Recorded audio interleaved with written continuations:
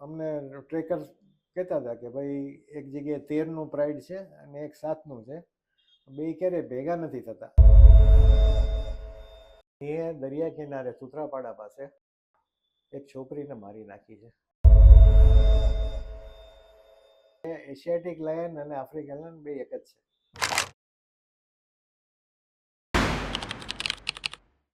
નમસ્કાર, કરુણા ટોક્સમાં સૌનું સ્વાગત છે અને હું છું કૌશિક મહેતા. આજે આપણે એક બહુ નોખા વ્યક્તિત્વ, વિશિષ્ટ વ્યક્તિત્વ, ખાસ પર્સનાલિટીને મળવા આવ્યા છીએ. વાઇલ્ડ લાઈફમાં જેને જેને રસ છે એ એમના નામથી અને કામથી બંનેથી પરિચિત છે. એવા રાજકોટના આપણા ભૂષણભાઈ પંડ્યા, જે વાઇલ્ડ લાઈફ ફોટોગ્રાફર તરીકે દેશમાં નહીં વિદેશમાં પણ એટલા જ જાણીતા છે. એમને ફોટોગ્રાફી મને લાગે છે લોહીમાં મળી છે એવું કહીએ તો ચાલે, કારણ કે રાજકોટમાં ફોટો કલર લેબ પણ એમણે ઘણો સમય સુધી પરિવારની હતી કામ કર્યું અને લગભગ 80s એમણે વાઇલ્ડ ફોટોગ્રાફીની શરૂઆત કરી. તો દેશમાં જ નહીં, ખાસ કરીને સાસણગીર એમનું સૌથી પ્રિય સ્થળ છે, પણ દેશના બધા વાઇલ્ડ લાઈફમાં અને એ ઉપરાંત આફ્રિકા, નેપાળમાં પણ એમણે વાઇલ્ડ લાઈફની ફોટોગ્રાફી કરી છે અને અદ્ભુત ફોટોગ્રાફી છે. અનેક ફોટોગ્રાફો એમના તમે સાથે સાથે આપણે વાતચીત કરીશું એટલે જોતા રહેજો તમે. બહુ અદ્ભુત ફોટોગ્રાફી કરે છે. ભૂષણભાઈ સાથે આપણે આ વાઇલ્ડ લાઈફની બધી ઇન્ટરેસ્ટિંગ વાત આજે કરવી છે, પણ એ પહેલાં કરુણા ફાઉન્ડેશન એનિમલ હેલ્પલાઇનની આ ચેનલ તમને ગમતી હોય તો લાઈક કરો, શેર કરો, સબસ્ક્રાઈબ કરો અને બેલ આઇકન જરૂર દબાવજો, જેથી તમને નવા નવા કાર્યક્રમોની જાણકારી મળતી રહે. ભૂષણભાઈ, કરુણા ટોક્સમાં તમારું સ્વાગત છે. ઘણા સમયથી મળવું હતું, વાતો કરવી હતી, પણ આજે યોગ રચાયો છે. ભૂષણભાઈ, આપણે શરૂઆત એમ કરીએ કે તમારો ફોટોગ્રાફી સાથે તો નાતો હતો જ. એ પહેલાં તમે સ્પોર્ટ્સમેન હતા અને આજે પણ ઘણા બધા બેડમિન્ટન એસોસિએશન સાથે સંકળાયેલા પણ છો, એ જુદું પાસું છે. પણ વાઇલ્ડ લાઈફ ફોટોગ્રાફીનો શોખ કઈ રીતે જાગ્યો અને શરૂઆત કઈ રીતે થઈ એના વિશે વાત કરો. ગીરમાં તો નાનપણથી જતા હતા ફેમિલી સાથે, સિંહ જોવા માટે જતા હતા. ત્યારે લાયન શો પણ થતા હતા. બરાબર. લાયન શો એટલે મારણ આપી અને સિંહ દેખાડતા. ત્યારે કાયદેસર હતું. ત્યારે કાયદેસર હતું. એની અમુક નોમિનલ ફી હતી. હાજી. ફી ભરે ને બધા ત્યાં સિંહ સદન ગેસ્ટ હાઉસમાં બેઠા હોય, રાહ જોતા હોય.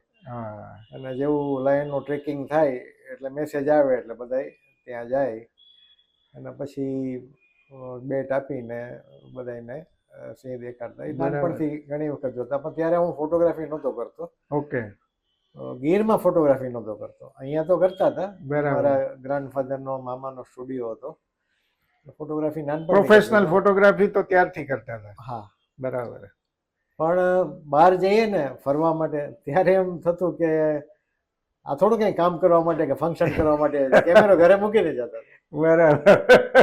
ફરવા જવું એટલે ફરવા જવું. કેમેરો હોય તો ટેન્શન ને કામ કરતા હોય.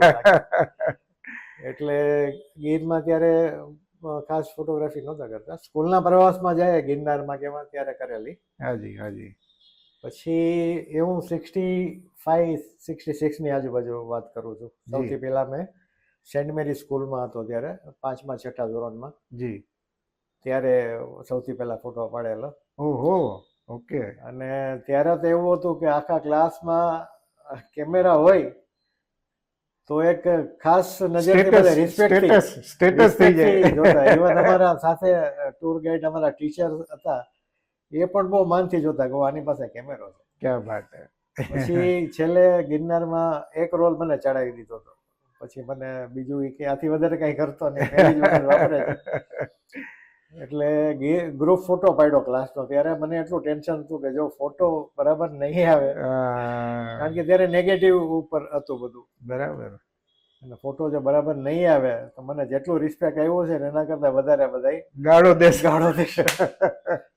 પણ ફોર્ચ્યુનેટલી ફોટો સારો આવ્યો અને મેં ક્લાસમાં બધા આખા ક્લાસને એની કોપીઓ આપેલી, મારા ટીચરને પણ આપેલી. ત્યારથી શુભ શરૂઆત થઈ ફોટોગ્રાફીની. બરાબર. ગીરમાં લગભગ 86-87થી હું રેગ્યુલર જવા માંડ્યો અને મારી મિનિમમ વિઝિટ 10 દિવસની કે 15 દિવસની હતી. એટલો મને ઓહો. ટાઈમ હોય ને ઓકે, ત્યારે ત્યારે જ જ જાઓ. જતો હું. ઓકે. અને ત્યારથી મેં ફોટોગ્રાફી કરાવવાની શરૂ કરી. અને ધીરે ધીરે શરૂઆતમાં ઓબ્વિયસલી લાયન છે એ આપણી ફ્લેગશિપ સ્પીસીસ છે ને એટલું મેજેસ્ટિક છે. બરાબર. તમે ગમે એટલા હજારો લાખો વખત એને જુઓ કે ફોટા પાડો ને તો એમ થાય કે હજી આપણે એને પાડતા જોઈએ જ રહીએ. બરાબર બરાબર. છે. અને એક જ રૂટ ઉપર કે એક જ જગ્યાએ તમે 50 વખત જાઓ ને તો દર વખતે કંઈક નવો નવો અનુભવ થાય. યસ એક યસ. સરખું રિપીટેશન જેવું લાગે જ નહીં. બરાબર. તો 86 87 થી શરૂઆત કરેલી અને ત્યારે અત્યારે જેવું હતું નહીં. રિસ્ટ્રિક્શન પણ બહુ ઓછા ઓછા હતા. હતા. ઓછા હતા. નિયમ હતા પણ ફ્રીડમ હતું. એટલે વધારે એરિયા હતો ટુરિઝમનો. અને ત્યારે કોઈને બધા મિત્રોને નવાઈ લાગશે, 2 રૂપિયામાં 3 દિવસની પરમિટ મળતી. ઓ બાપ રે બાપ રે. ઓહો. અને અત્યારે 3 તો દિવસમાં ઘણું કોઈ પણ મોંઘું. રૂટ ઉપર. અને રૂટ પણ ત્યારે લાંબા હતા. બરાબર. જાનવડલા સુધી, કનકાઈ સુધી, ત્યાં સુધીના રૂટ હતા. ધીરે ધીરે ટુરિઝમ વધતું ગયું અને થોડાક રિસ્ટ્રિક્શન. અને સારું છે કારણ કે બહુ લોકો પછી જંગલમાં જાય હા, તો એનો- વાઇલ્ડ લાઈફને ડિસ્ટર્બ થાય. એ એનું બરાબર, ઘર છે. બરાબર. અને આપણા ઘરમાં જો વધારે મહેમાન આવે રાખે તો આપણને જેમ ડિસ્ટર્બ અને થાય આપણે ઓલરેડી ઘૂસણખોરી કરી એવી રીતે દીધી એને છે. વધારે ડિસ્ટર્બન્સ થાય. એટલે બરાબર. રિસ્ટ્રિક્શન રાખ્યા છે એ પણ સારું છે. બરાબર. પણ ભૂષણભાઈ, જેમ તમે કહ્યું કે સિંહને જેટલી વાર જોઈએ એટલી વાર ધરવ ન થાય, કારણ કે પ્રાણી જેવું છે ને એટલે જ વનરાજ કે છે, આપણા રાજા કહીએ છીએ. પણ સિંહ સાથેની ફોટોગ્રાફીના સારા પ્રસંગો અથવા તો બહુ યાદગાર પ્રસંગો હોય ને એવા એક બે શેર કરો. હા, એ તો મેં ફોટા ઘણા પડેલા છે.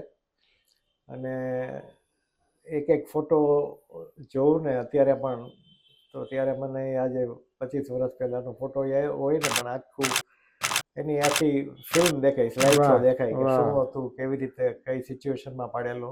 વાહ.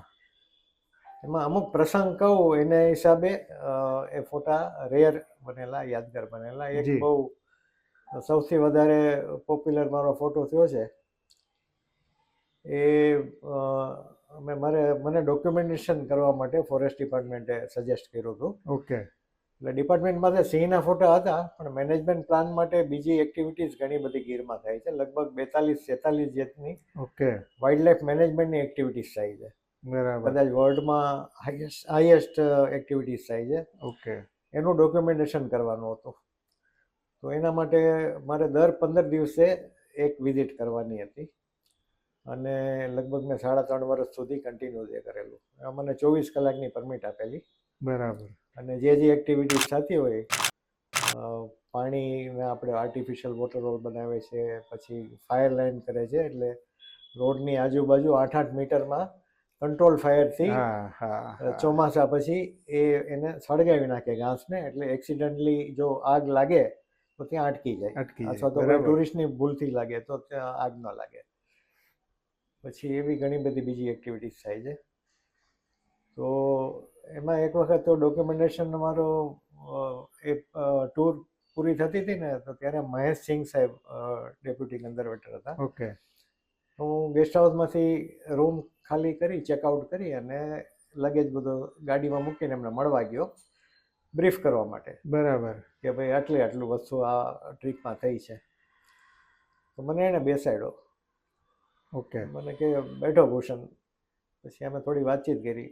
પછી મને કે એક ફરિયાદ આવી છે કે સિંહે દરિયા કિનારે સૂત્રાપાડા પાસે એક છોકરીને મારી નાખી છે.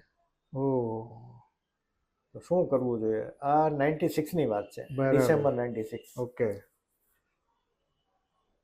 તો એ કે હું સિંહ ત્યારે મહેશસિંહ સાહેબને લગભગ ત્યાં 1 વર્ષ. બરાબર. 6 વર્ષ. બરાબર. એટલે આમ રિલેટિવલી ગીર માટે નવા કહેવાય પણ બહુ જ નોલેજેબલ તો હતા જ. તો એણે મને પૂછ્યું, મને કે શું કરવું જોઈએ? મારે સિંહને હું પકડવા નથી માંગતો. એટલે મને એમ થયું કે સાહેબ મને પૂછે છે, એમને તો ખબર જ છે શું કરવું જોઈએ. બરાબર. બરાબર. પણ હું વિચાર કરતો મને કે ક્યાં સોચ રહ્યો. મેં તો હું વિચાર કરું છું કે સિંહ ચોમાસામાં બહાર જાય છે. એ ટાઈમે ચોમાસા સિવાય સિંહ બહાર જતા નહોતા. નથી. ઓકે. ઓકે. મેં તો અત્યારે શિયાળામાં અને ભર શિયાળે ડિસેમ્બર મહિનામાં સિંહ દરિયા કિનારે શું કરે છે? ઓકે એટલે શું કામ ગયા છે તો બરાબર. એની બિહેવિયર મોનિટર કરવી જોઈએ ને જોવું જોઈએ. અને મને પણ થાય છે કે સિંહને પકડવાનો છે ને સિંહ કાંઈ પણ સામેથી નોર્મલ ફોર્સમાં એટેક કરે નહીં કે માણસને મારે નહીં. બરાબર. મને કે તમે ચલના હી સાથ મેં જા રહા હું, એટલે અમે સીધા સાથે ઉપડા. સૂત્રાપાડા ગયા, કોડીનાથ સૂત્રાપાડા. ઓકે. ટ્રેકર ટીમ હતી ત્યાં 2 દિવસથી બધું જોતી હતી. એ લોકોએ પણ એમ કીધું કે ભાઈ સિંહે કોઈ માણસને મારેલો હોય એવા ક્યાંય અમને મળ્યા નથી નિશાન. ઓકે. સિંહ અમે જોયા છે, એટલે હગડ જોયા છે અને સિંહને પણ જોયા છે, પણ કંઈ કોઈ કિલ કરેલું હોય માણસનું એવું ક્યાંય નથી મળ્યું. એટલે અમે ત્યાં રોકાણા, રાત રોકાણા. અને બીજે દિવસે સમાચાર આવ્યા કે સિંહ નહીં પણ દુનિયાનું કદાચ સૌથી વધારે જોખમી પ્રાણી હોય મનુષ્ય છે. એ અમુક છોકરાઓ આ યુવતીને લઈ ગયા હતા ઓકે. અને અધમા જેવી હાલતમાં એ પાછી આવી ગઈ હતી. એટલે જે પોલીસ ફરિયાદ કરી હતી ગામ લોકોએ, બરાબર. અને ગામમાં એમ હતું કે કદાચ સિંહે મારી નાખ્યું, કારણ કે બધાને એમ થાય કે સિંહ છે તો છોકરી ગુમ થઈ ગઈ. છોકરી તો પાછી આવી ગઈ હતી, તો કામ તો પૂરું થઈ ગયું હતું ડિપાર્ટમેન્ટનું, બીજું કાંઈ ટેન્શન હતું નહીં. તો મેં સિંહ સાહેબને રિક્વેસ્ટ કરી, મેં કીધું આખી દુનિયામાં ક્યાંય એવું ડોક્યુમેન્ટેશન થયેલું નથી કે દરિયા કિનારે સિંહ હોય બરાબર. અને ત્યાં રહેતા હોય. થોડીક વાર માટે આવીને ચાલ્યા જતા એ જુદી વાત છે. તો જો તમે પરમિશન આપો ને તો મારે આનો ફોટોગ્રાફી કરવી છે, આપણે ઓફિશિયલ ડોક્યુમેન્ટેશન ચાલુ જ છે, એમાં સાથે તો થઈ એમાં એક શકે. આ સારો રેકોર્ડ થઈ શકે. તો સિંહ સાહેબ કે ઠીક હે, આપ લોગ રોકો. એટલે સાહેબ પાછા સાસણ ચાલી ગયા. હું ટ્રેકર ટીમ સાથે રોકાણો છે. અમે લગભગ 2-1 દિવસ સુધી મહેનત કરી. હવે ત્યાંની બિહેવિયર દરિયા કિનારે સાવ જુદી. ઓકે. જંગલમાં એમ કહેવાય કે વહેલી સવારે જાવ તો સિંહ મળે, ચાન્સ વધારે હોય. બરાબર. બરાબર. અહીંયા આખો દિવસ ફરો ને કે સિંહ મળે જ નહીં. ઓકે. અને સાંજે લગભગ સૂરજ આથમવાનો ટાઈમ થાય ને ત્યારે આજુબાજુ પ્રોસોપિસ જ્યુલી ફ્લોરા, એટલે કે ગાંડા બાવળની કાટ હતી, એમાંથી ક્યાંકથી નીકળ્યું. એટલી ઘાટી કાટ કે આપણે એમાં ચાલી જ ન શકીએ. ઓકે. અને એમાં સિંહ રહે અને એમાંથી સાંજ પડે બહાર નીકળે. પછી વહેલી સવારે આખો દિવસ જાય.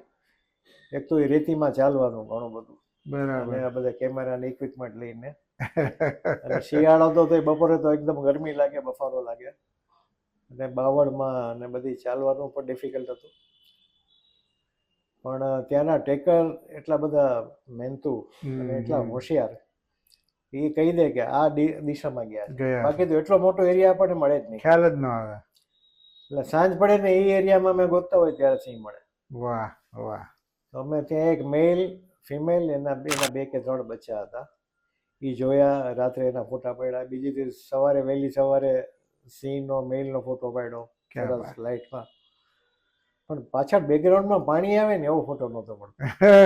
જસ્ટિફાઈ. એટલે મને એમ થાય ને કે આ કેવું પડે કે આ દરિયા કિનારે પાડ્યો, ફોટો જોઈને ખબર પડી. એટલે એના માટે મહેનત કરતા હતા. પણ ત્યાં શું છે, એટલે ગામના લોકોથી થોડા ડિસ્ટર્બ થતા હોય, દૂરથી માણસ જોવે ને એટલે અંદર બિહેવિયર ટાઈપની હતી. તો 2-3 દિવસ થયા પછી મને એમ થયું કે ભાઈ આ મારા માટે આખી આ ટ્રેકર ટીમને રોકી રાખી છે, હેરાન થઈ છે. અને ત્યાં પણ ગીરમાં પણ બધું કામ હોય, તો જે પરમિશન આપી છે એનો મિસયુઝ ન કરવો જોઈએ. ફરી વખત આવશું. એટલે મેં ત્યાં અમારા મનુભાઈ સોલંકી હતા, આમ તો ડ્રાઈવર હતા પણ બહુ જ અનુભવી, એમને અને બીજા ટ્રેકર્સ હતા, ઇબ્રાહીમભાઈ, મોહમ્મદભાઈ, મુરાદભાઈ, લાભભાઈ હતા અમારા હેડ ફોરેસ્ટર. બધાને મેં કીધું કે આજનો દિવસ આપણે સાંજે ટ્રાય કરીએ, મને તો ઠીક છે, નહીં તો આપણે સવારે નીકળી ગયા. બરાબર.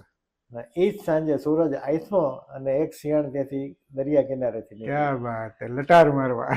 મેં ત્યારે તો નેગેટિવમાં ફોટોગ્રાફી કરતા. મારી પાસે 400 ASA ફિલ્મ હતી, એમાં થોડાક ફોટા પડ્યા. ફોર્ચ્યુનેટલી 1-2 ફોટા સારા આવી ગયા. વાહ વાહ. અને એ આખી દુનિયામાં આજ તારીખ સુધી એની ડિમાન્ડ છે. બધે કાંઈ પણ હોય ને કોસ્ટલ લાઇનમાં એ ફોટા આજે પણ બધા. પણ પહેલો કિસ્સો કે કોસ્ટલ લાઇન ઉપર સિંહ જોવા મળ્યો, મેડન ડોક્યુમેન્ટેશન કહેવાય વર્લ્ડમાં, એવું કહેવાય. Okay okay okay. ઓકે. અને ત્યાર પછી તો ઘણી વખત ગયો. એક વખત ડિસ્કવરીની ટીમ આવી હતી યુકેથી, બરાબર. આઇકોન ફિલ્મની, એની સાથે મેં સજેસ્ટ કર્યું હતું, તમે ત્યાં ગયા હતા ત્યારે પણ 2 લાયનના ફોટા પાડેલા. ઓકે. બેકગ્રાઉન્ડમાં પાણી હોય ને એવો પછી ક્યારે નહોતો એ અલભ્ય કહેવાય, અલભ્ય. બરાબર. પણ તમે તો સિંહના ઘણા બહુ એટલે વર્ષોથી તમે સિંહને જોઈ રહ્યા છો અને 13 સિંહનો જે ફોટો છે એ પણ હા. તમારો બહુ વાયરલ થયેલો. એ ત્યારે લોકેશન શું, ત્યારનો અનુભવ એ થોડો હા. શેર કરો. એ છે ને દેવળિયા સાઈડમાં, દેવળિયા ઇન્ટરપ્રિટેશન ઝોન છે એની બહારના ભાગમાં. બરાબર. 4 લાયનેસીસ હતી. ઓકે. અને થોડા સમયે એને બચ્ચા આપ્યા. બરાબર. 4 લાયનેસના ટોટલ 11 કબ્સ આવ્યા. ઓહો. અને એ ધીરે ધીરે સાથે થતી ગયેલી, પ્રાઇડ મોટું થતું ગયું. બરાબર. 4 સિંહણ અને 11 બચ્ચા, 15નું એ પ્રાઇડ હતું. ઓકે. અને એ લગભગ 97-98ની વાત છે કે 98-99. પણ ત્યારે તમે ત્યાં હતા કે તમને મેસેજ મળ્યો પછી ગયા? હું જતો જ ત્યાં, ઓકે. ડોક્યુમેન્ટેશન ચાલતું હતું ને, હા. રેગ્યુલર જતો હતો અને એની ફોટોગ્રાફી કરતો હતો, પણ એક ફ્રેમમાં આખું પ્રાઇડ નહોતું આવતું. બરાબર. એટલે પછી મેં એની ઉપર જ કોન્સન્ટ્રેટ કર્યું કે ભાઈ આ જો આખું પ્રાઇડ સાથે મળે, હવે એ ક્યારેક શિકાર કરે ને ત્યારે મળે, અથવા તો પાણીના પોઈન્ટ. બાકી હોય આપણે જોઈ શકીએ કે 15 એક સિંહ સાથે છે, ન જોવા મળે, પણ ફ્રેમમાં એક ફ્રેમમાં સાથે ન ન આવે, આવે. જુદા જુદા બેઠા હોય. એક વખત એક 9નો મને ફોટો મળ્યો, એક વખત 11નો મળ્યો, એક વખત 12નો મળ્યો, ને એક વખત 13નો મળ્યો. ક્યાં વાત હે. પાણીના પોઈન્ટ ઉપર. એમાં થાય એવું કે પાણીના પોઈન્ટ ઉપર બચ્ચા છે ને દોડતા પહેલા આવે, થોડીક વાર પાણી પીને ચાલ્યા જાય. ઓકે. અને સિંહણ પ્રોટેક્ટિવ હોય એટલે એ બચ્ચાની પાછળ ધીરે ધીરે આવે. અને એક જે સૌથી મોટી સિંહણ હતી ને એ તો બહુ જ પ્રોટેક્ટિવ હતી. ઓકે. આપણી પ્રાઇડની પાછળ ચાલતા હોય ને આપણને ચાલવા જ ન દે, આડી આવીને બેસી જાય અને કાં ચાર્જ કરે, એટલી બધી પ્રોટેક્ટિવ હતી. ઓકે. એટલે સાથે નહોતા મળતા, પણ મને 2 લાયનેસીસ અને 11 કબનો એક, પણ એની માટે કેટલો સમય તમે રાહ લગભગ જોઈ? 4-4.5 મહિના. 4-4.5 મહિના. ઓકે. કન્ટિન્યુઅસ નહીં, ત્યાં હું ટ્રીપ હા, કરું પછી પાછો ટુકડે રાજકોટ આવું, ટુકડે. વળી થોડા દિવસ જઈને આવું. બરાબર. કારણ કે સુલેમાન પટેલનો જે ફોટોગ્રાફ છે હા. બહુ ટાઈમ્સ ઓફ ઇન્ડિયામાં ફર્સ્ટ 9 સિંહનો. 9 પાણી પીતા ને પછી આ 13 સિંહનો, અને પછી સંદીપ કુમાર જે ફોરેસ્ટર આપણા અધિકારી હતા એમણે પણ પાડ્યો. પણ એના પછી તમે મને કહ્યું કે તમારા વાઈફ પ્રીતિબેને 18 સિંહનો પાડ્યો. એ હા. ક્યારે બન્યું? એ 2022 5મી જૂન. ઓકે. 5મી જૂન એટલે વર્લ્ડ એન્વાયરમેન્ટ ડે હા, ડે. બરાબર. કહેવાય છે. અને અમે લોકો ત્યાં હતા, ભંડારગાળાની પાછળ જે વિસ્તાર છે બરાબર. ત્યાં હતા. અને અમને ટ્રેકર્સ કહેતા હતા કે ભાઈ એક જગ્યાએ 13નું પ્રાઇડ છે અને એક 7નું છે, બે ક્યારેય ભેગા નથી થતા. બરાબર. નજીક રહે છે, પણ બીજું જવું હોય તો થોડે દૂર જવું પડે. ઓકે. અને એ એરિયામાં જતા હજારો ટુરિસ્ટ જોઈને ગયા હતા. એવી રીતે અમે એક 7નું પ્રાઇડ હતું, એના ફોટા પાડતા હતા ને જોતા હતા. અંધારું થવા આવ્યું ને અચાનક જ એક સિંહણ આવી, એની પાછળ બીજી, એની પાછળ બીજા પાઠડા બચ્ચા, અને 13નું પ્રાઇડ પણ ધીરે ધીરે ત્યાં સામે આવી ગયું. વાહ. પ્રીતિ ત્યારે નવી ફોટોગ્રાફી કરતી હતી, વિડીયોગ્રાફી કરતી હતી. મને કે આ નથી આવતો ને આ નથી આવતો ને અહીંથી આવે છે, હું શેના ફોટા પાડું. મેં તો તને કેમેરામાં જે દેખાય ને ક્લિક કર્યા, કઈ વિચાર કર્યા વગર. કેવું આવે છે એ પણ વિચાર ન કરતો. તમને વચ્ચે કહી દઉં મિત્રો કે એમનો એક એક્સિડન્ટ થયો પછી એમ એ ફોટોગ્રાફી નથી કરી શકતા, પણ એમના વાઈફ પ્રીતિબેન નો કિસ્સો છે. જી. તો એ 20માંથી 2 લાયન્સ હતા ને એ થોડા દૂર પાછળ બેઠા, અને ટોટલ 7 અને બીજા 11. વાહ. એટલે 18નું છે ને એના થોડા ફોટા આવ્યા હતા ને 1-2 એમાં સારા આવ્યા.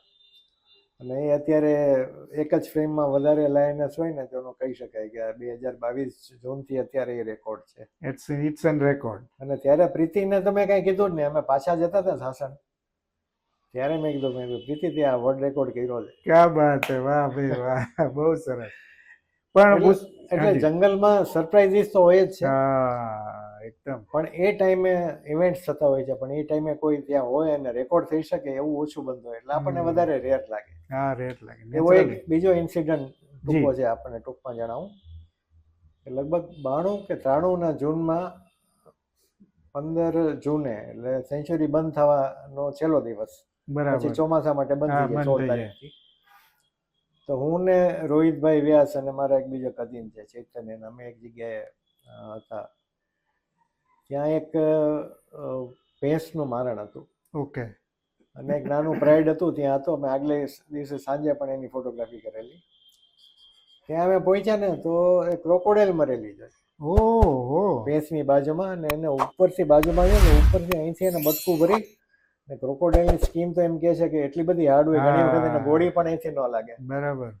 તો ત્યાંથી બટકું ભરીને મારી નાખેલી. ઓહો. અને જુવેનાઇલ હતી એટલે બચ્ચું પણ નહીં અને બહુ એડલ્ટ પણ નહીં. એને મારી નાખેલી ને આજુબાજુ માટીમાં એના જે માર્કિંગ જોયા ને એના ઉપરથી એમ લાગ્યું કે એની જે નોર્મલ બિહેવિયર હોય કે બાજુમાં જો લાયન જાય તો કે કોઈ પણ જાય તો ક્રોકોડાઇલ આમ મોઢું ફાડીને ખીખવાટો કરે. બરાબર, બરાબર. એના મોઢા ઉપરથી પગ મારી, મોઢું ઓહો. બંધ કરી, અહીંથી બટકું ભરીને એને મારી નાખે. ક્યાં વાત છે. અમારી પહેલા ત્યારે ડીએફઓ હતા ત્યાં કાતરિયા સાહેબ, એ ત્યાંથી ગયા હતા લગભગ હાર્ડલી 5 મિનિટ પહેલા. પછી ખબર પડી કે કાતરી સાહેબ કે હું હતો ને ત્યારે આ ક્રોકોડાઇલ નહોતી ત્યાં. ઓહ. સાહેબ ત્યાંથી ગયા ને એમાં પહોંચ્યા એ દરમિયાનમાં આ બનેલું. Okay, okay. ત્યારે લાયનેસ પણ નહોતી, એ મારીને ચાલી ગઈ હતી. બરાબર. પછી અમે લગભગ બપોર સુધી બેઠા ત્યાં. ત્યાં લાયનેસ આવી, પાણી છીછરું પાણી હતું આટલું, એ પાણી ક્રોસ કરી થોડીક વાર સુધી પેલું મારણ હતું એ ખાધું, ને પછી ક્રોકોડાઇલને મોઢામાં ઉપાડી ને દૂર હિલ ઉપર એના બચ્ચા હતા. ઓહ, ઓકે. ત્યાં લઈ ગયા. ત્યાં લઈ ગઈ એટલે અમે પછી એને ફોલો નહીં કરેલી કારણ કે નાના બચ્ચાવાળી હતી. પણ એને ક્રોકોડાઇલને મોઢામાં લઈ જઈને આખી છે ને એ આખો ઇવેન્ટ અમે ક્યાં જોયો. વાત. અને ત્યારે રોહિતભાઈએ મને જણાવ્યું કે આ ટાઈપનું ક્રોકોડાઇલનું કિલ કરેલું હોય એટલે એને એવું વર્લ્ડમાં ક્યાંય રેકોર્ડ નથી ઓહો. એ ટાઈમે. વાહ, વાહ, વાહ. ક્યાં વાત. પણ ભૂષણભાઈ તમે તો આફ્રિકા પણ ગયા છે ને ત્યાં બી તમે ઈસ્ટ આફ્રિકામાં પણ ફોટોગ્રાફી સિંહની કરી છે. આપણો સિંહ જેની અદા છે ને જેની સ્ટાઇલ છે કે જે કાંઈ કહો એ આફ્રિકાના સિંહથી કઈ રીતે આમ ચડિયા તો તમે માનો છો? એમાં અત્યાર સુધી જે એક મેયર કરીને સાયન્ટિસ્ટ હતા, જે એણે ક્લાસિફિકેશન કરેલું ઓકે. લાયનનું, એ એરિયાને હિસાબે કરેલું. ઓકે. આફ્રિકામાં હોય આફ્રિકન લાયન, એશિયામાં હોય એશિયાટિક લાયન. Asian lion. પણ 2016-17માં IUCN international union for conservation of nature, okay. એના લગભગ 20થી વધારે સાયન્ટિસ્ટે સ્ટડી કરીને એક પેપર બહાર પાડ્યું છે. અને એમાં એણે જણાવ્યું છે કે મોર્ફોલોજીકલ ફેક્ટર્સ એટલે કે બહારી દેખાવ એના ઉપરથી ક્લાસિફિકેશન સાચું ન થાય. ન થઈ શકે. જેમ કે સાઇઝ છે, કેશવાણીની સાઇઝ છે, હા, બોડી હા, સાઇઝ છે, હા. બોડીનો કલર છે, કે આપણે એશિયાટિક લાઇનમાં નીચે જે એક સ્કિનમાં બેલી ફોલ્ડ આવે, બેલ્ટ આવે છે, એ બહારી દેખાવ છે. એનું ખરેખર જીનેટિક આખું સ્ટડી કરીએ ને તો ખ્યાલ આવે. જીનોમ સ્ટડી કરીએ, સિક્વન્સિંગ કરીએ, એના ઉપરથી ખબર પડે. ને એણે મ્યુઝિયમમાંથી અને અત્યારના બીજા જે લાયન્સ છે એ બધાનો સ્ટડી કરી અને કેટલી બધી લાયનની સબસ્પીસીસ છે વર્લ્ડમાં, ઘણી બધી હતી. એમાંથી કીધું કે અત્યારે 2 જ સબસ્પીસીસ છે. એ અત્યારે છે. હા, એક છે પેન્થેરા લિયો મિલાનોકાઇટા અને પેન્થેરા લિયો એ બંને આફ્રિકામાં છે. ઓકે. પેન્થેરા લિયો છે ને વેસ્ટ આફ્રિકા અને સેન્ટ્રલ આફ્રિકામાં છે. આપણા જે લાયન્સ છે એશિયામાં એ પણ ત્યાંથી જ આવ્યા છે. ને એ પણ પેન્થેરા લિયો જ છે. એટલે એશિયાટિક લાયન અને આફ્રિકન લાયન બે એક જ છે. ઓકે. આ બહુ મોટી વાત છે. એ એમને રિસર્ચ કરીને આખું એનું પેપર છે, હું આપને મોકલાવીશ. એટલે માઇગ્રેટ થઈને ઘણી બધી સ્પીસીસનું એને ઓકે. રીક્લાસિફિકેશન કર્યું છે. Okay, okay. અને એમાં આ પણ છે લાયનનું. પણ હજી સુધી આપણે ઓફિશિયલી એશિયાટિક લાયન જ છે. બરાબર. એટલે પેન્થેરા લિયો પરસિકા. બરાબર, બરાબર. અને આપણા રેકોર્ડ પ્રમાણે એ જ છે. પણ મને બરાબર લાગે છે એ આર્ગ્યુમેન્ટ કે ભાઈ બારી દેખાવથી આપણે આ કેવી રીતે જજ કર તમે નક્કી કરી શકો, બરાબર. પણ ભૂષણભાઈ, લાયનની તો તમે ફોટોગ્રાફી બહુ કરી, વાઇલ્ડ લાઈફમાં બીજું કયું એવું તમને ગમતી જગ્યા, ગમતું પ્રાણી કે પક્ષી, શું તમને વધારે ગમે? હું એનો જવાબ આપું એ પેલો અધૂરો રહી ગયો જી. કે આફ્રિકન અને લાયન અને આપણા અહીંયા લાયનને જે કાંઈ ડિફરન્સ છે ને એ એની લાઈફ કેવી રીતે ઓર્ગેનાઇઝ કરે છે અને બરાબર. એની બિહેવિયર કેવી છે એના ઉપર છે. ઓકે. અને એ એરિયા સ્પેસિફિક હોય છે. બરાબર. જેમ કે આપણે ઈસ્ટર્ન ગીરમાં જઈએ ને તો ત્યાં લાયન થોડા મોટા લાગે, હેબિટાટ થોડું ઓપન છે, ગ્રાસલેન્ડ છે, બરાબર. તો ત્યાં લાયન મોટા લાગે અને ત્યાં અમુક માલધારીઓને વધારે છે અને કેટલ પણ વધારે મળે છે. ઓકે. તો થોડા મોટા પ્રાઇડ પણ એ સાઈડમાં દેખાય છે. અહીંયા ચિત્તલ અને સાંબર એનો મેઇન પ્રે છે. મેન છે, હા, બરાબર. તો અહીંયા થોડા નાના પ્રાઇડ છે કારણ કે પ્રે સાઈઝ નાની છે. ઓકે. ઓકે. બરાબર. અને આફ્રિકામાં તો અમુક 22 કે 30 ના મોટા મોટા પ્રાઇડ છે અને જાયન્ટ કિલર્સ ઓફ આફ્રિકા કહેવાય. ઓહો. ઓકે. અને એ ખાલી હાથીનો શિકાર કરે. શું વાત છે! વાહ વાહ, રાત્રે હાથીનો શિકાર કરે છે. ક્યાં વાત! એની પર ડોક્યુમેન્ટરી પણ બનેલી છે. બરાબર. પણ બિહેવિયરમાં આ ફરક છે. અને ત્યાં અહીંયા છે ને માણસોની વચ્ચે જન્મે ત્યારથી જ માણસોની વચ્ચે રહે છે ફેમિલિયર વધારે છે એટલે વધારે ફેમિલિયર છે. અને માણસ છે એના શિકારમાં એના ડાયટ પ્રેફરન્સમાં નથી, પ્રેફરન્સમાં માણસ ઉપર એટેક નથી કરતા. આફ્રિકામાં અત્યારે આપણે જેવી રીતે લોકો ફરે છે એવી રીતે આફ્રિકામાં ન જઈ શકાય કારણ કે ત્યાં આ માણસને જોઈને ભાગી જાય અને કાંઈ એટેક કરે. ઓકે. ઓકે. એટલે એ બેઝિક ડિફરન્સ છે. આપનો બીજો સવાલ જી. કે દરેક જંગલની અને દરેક એનિમલના બર્ડ્સ પણ આવી જાય, બરાબર. કે રેપ્ટાઇલ્સ હોય કે ઇન્સેક્ટ્સ હોય, દરેકની ખાસિયત જુદી જુદી છે. ને એક વખત આપણે જંગલમાં જવા માંડીએ ને પછી દરેક પ્રત્યે આપણને પ્રેમ થઈ જાય. વાહ. એ પછી પતંગિયું હોય કે નાનું બીટલ હોય કે એલિફન્ટ હોય મોટું, બરાબર. અને એની દરેકની બિહેવિયર જોવાની, એ કેવી રીતે રહે છે, કેવી રીતે બીજા એનિમલ સાથે એ કોમ્યુનિકેટ કરે છે, એ બધું જોવાની ખૂબ મજા આવે. હું આફ્રિકા ગયો ત્યારે લાયન મારું એટ્રેક્શન નહોતું. ઓકે. ઓકે. ચીતા હતા, કારણ કે ચીતા બીજા ક્યાંય નથી. વાહ વાહ વાહ, હવે આપણે લઈ આવ્યા છીએ હવે અહીંયા એવા છે. પણ ત્યારે મને આફ્રિકાનું તો હતું જ ઓફકોર્સ અને ત્યાંની વાઇલ્ડ લાઈફનું, પણ મને સૌથી વધારે ચીતા જોવાનું હતું. અને એ અમે હજી જતા હતા ને રસ્તામાં જ અમને મળી ગયા. વાહ વાહ, એટલે તમને વેલકમ કર્યા.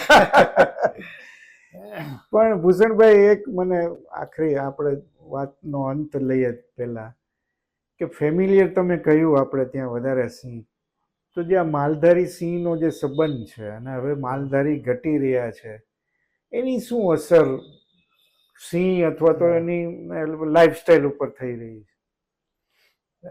આફ્રિકામાં જે ત્યાંની ટ્રાઇબ્સ છે ને, જી, એમાં અમુક ટ્રાઇબ્સ છે, એમાં એવું છે કે છોકરો જવાન થાય અને સિંહને મારે એ ભાલાથી, ત્યારે જ જવાન થયો ગણાય, પછી જ એના લગ્ન થાય.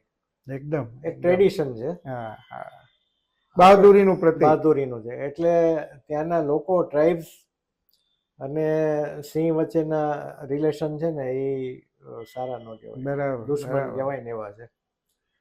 આપણે અહીંયા જુદું છે. માલધારી એના માલઢોરને સિંહ મારે ને તો માલધારી એને ખબર છે, મોટા ભાગના માલધારીને, કે એ સિંહનો ખોરાક છે ને સિંહ એને જ મારે જો એ પહોળા, એટલે કે સ્પોટેડ ડિયર કે ગાય ભેંસને નહીં મારે તો એ થોડા કે બાજરાના રોટલા ખાય. હા, બરાબર બરાબર. એ સહજતાથી લે છે, સહજતાથી લે છે. અને એને એના માલઢોરને બચાવવા ટ્રાય કરે. બરાબર. કેમ કે આજુબાજુ આખો એનો હર્ડ લઈને જતા હોય તો બહાર જે રાખે ને એ મોટી ઉંમરના કે નબળા ઢોરવા નહીં નાખે, મારે તો એને મારે. બરાબર બરાબર. અને દુધાળા જે હોય ને એ વચ્ચે રાખે ને પ્રોટેક્ટ કરે. સિંહને આવે તો લાકડીથી કે એવી રીતે એને દૂર કરવા પણ ટ્રાય કરે, કારણ કે એને માલઢોર છે એને ગમે તો નહીં જ મારે. તો બરાબર. એક વખત મારે ને એટેક કરે ને પછી એને ખાવા દે છે પ્રેમથી. ઓકે ઓકે, એટલે એ ફરક છે. અને બીજું એ છે કે માલધારી ઘટી નથી રહ્યા. 70s એક પ્રોજેક્ટ થયો હતો, પ્રોજેક્ટ લાયન. એમાં માલધારીના ટોટલ ત્યારે 129 નેસ હતા ગીરમાં. બરાબર. એમાંથી પેકેજ આપીને એમને શિફ્ટ કર્યા હતા. પણ કંઈ પણ થયું, એ પ્રોજેક્ટને એટલો બધો સફળતા ન મળી, કારણ કે અમુક માલધારી છે એને જમીન મળેલી ખેતી લાયક નહોતી. બરાબર. જેને ખેતી લાયક જમીન મળી હતી એ ખેતી કરવા માંગતા નહોતા. તો એમાં મોટાભાગના માલધારી છે ને બહુ ટૂંકા સમયમાં પાછા આવી ગયા હતા. ઓકે, એટલે એવું નથી ઇલીગલી રહે છે, પણ એ 30-40 વર્ષથી રહે છે. એટલે હવે બધા માલધારીઓને કે સારું પેકેજ આપી ને એ લોકો કરી શકે એવો એને બિઝનેસ મળે, જેમ કે ડેરી ઉદ્યોગ છે એ કરી શકે. અને માલધારીના અત્યારે ઘણા યુવાનિયા છે ને એ મને પણ કહે છે કે તમે કંઈ રજૂઆત કરો સરકારમાં, અમને કંઈ સારું અમને જમીન આપે, લોન લઈ શકે એના માટે. કારણ કે લોન લેવા જાય એટલે પૂછે તમારા નામે જમીન છે કે નહીં. બરાબર છે. લોન મળે નહીં તો અમે ધંધો કેવી રીતે કરીએ. એમને પણ ખબર છે કે જંગલની બહાર જાય તો એમનું ભવિષ્ય છે, એમનું એજ્યુકેશન છે, એમના બાળકોને ફ્યુચર છે, એ બધી સુવિધાઓ હોય, મેડિકલ ફેસિલિટી મળી. જંગલમાં તો વર્ષો પહેલા હું જતો ત્યારે હતી, અત્યારે લગભગ એ જ હાલત છે. એટલે માલધારી જો એમને સારું પેકેજ આપીને શિફ્ટ કરવામાં આવે, સ્વેચ્છાએ જાય એવી રીતે, કોઈ દબાણથી નહીં. બરાબર. પેકેજ જ એવું મળે કે એને સામેથી જવાની ઈચ્છા થાય. Yes yes. તો એ એવું થાય ને તો માલધારીને માટે અને સિંહ માટે, બંને માટે, જંગલ માટે, બે માટે જેને ક્યાં વિન વિન સિચ્યુએશન છે. ક્યાં વાત. સિંહ અત્યારે બહાર જાય છે તો લગભગ 30% જેટલા વધારે સિંહો માલધારી જો બહાર નીકળે તો જંગલમાં રહી શકે અને એનો પ્રે બેઝ છે એ પણ વધી શકે. બરાબર. માલધારી ડાયરેક્ટ એને કોમ્પીટ નથી કરતા, હેરાન નથી કરતા, પણ બેઝિક જે નેચરલ રિસોર્સિસ છે, પાણી, ઘાસ અને જગ્યા, બરાબર, એમાં તો ઇનડાયરેક્ટ કોમ્પિટિશન છે. હા, એકદમ. આખરી સવાલ ભૂષણભાઈ, કે જે ટ્રાન્સલોકેટ કરવાની વાત ચાલે છે કે વસ્તી બહુ વધી છે, બહાર બહુ નીકળ્યા છે, હવે નવો આઈડેન્ટિફિકેશન પણ થાય છે સેન્ચુરીના, તો બહાર લઈ જવા સુપ્રીમ કોર્ટ સુધી વાત બધી ચાલે છે વર્ષોથી. તમારું શું માનવું છે, ટ્રાન્સલોકેટ થવું જોઈએ કે નહીં? કોઈ પણ સ્પીસીસ છે એ એના જુદા જુદા રીતના હેબિટાટ્સ, બરાબર, કે ઘર હોય તો એના ફ્યુચર માટે સારું કહેવાય બેઝિકલી. ઓકે. તો એ થિયરી ઉપર જોઈ તો આજે દુનિયામાં 10 જગ્યાએ સિંહ રહે તો સિંહ માટે સારું જ છે. બરાબર. એના ભવિષ્ય માટે સારું છે. પણ એના માટે બહુ જરૂરી છે કે ત્યાં આઈડિયલ કન્ડિશન હોવી જોઈએ. એના માટે કુદરતી વાતાવરણ હોવું જોઈએ અને મેઇનલી સેફટી હોવી જોઈએ. હવે આ પુનો પાલપુરમાં જે જગ્યા સ્થળ પસંદ કરેલ છે ત્યાં ગન કલ્ચર છે. એ મુશ્કેલી છે. એટલે શિકાર તો થાય છે, વાઘના શિકાર થાય છે. અને બીજું રાજસ્થાન અને સેન્ટ્રલ ઇન્ડિયાના મધ્યપ્રદેશના જે બધા ટાઈગર ફોરેસ્ટ છે એની વચ્ચેનો એ લાઈવ કોરિડોર છે, એક્ટિવ કોરિડોર છે. ઓકે. અને national tiger conservation authority NTCA 2 વખત ભલામણ કરેલી છે કે આને ટાઈગર કોરિડોર બહુ જ ઇમ્પોર્ટન્ટ છે, વેસ્ટર્ન મોસ્ટ ટાઈગર અને સેન્ટ્રલ ઇન્ડિયાના ટાઈગર માટેનો.